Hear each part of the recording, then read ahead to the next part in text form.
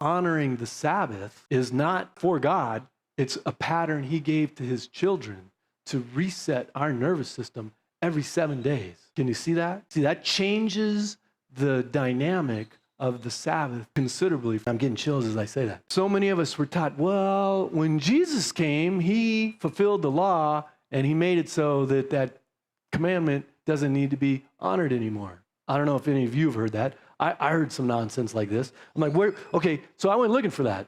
Where is that shared in the scriptures? I don't find it. And I encourage anybody who could find that to direct message me, because I would love to know if that's the truth. And I'm pretty certain that that is not the truth. In fact, Yeshua honored the Sabbath.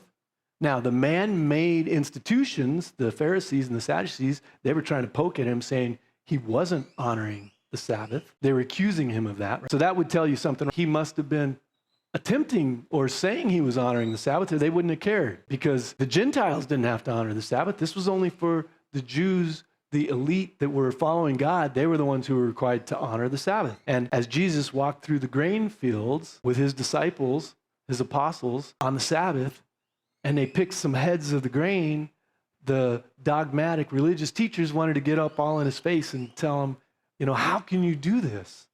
You're supposed to be teaching the Torah. You're supposed to be teaching God's laws, and here you're breaking them. And he didn't turn around and explain or argue with them. He responded with questions.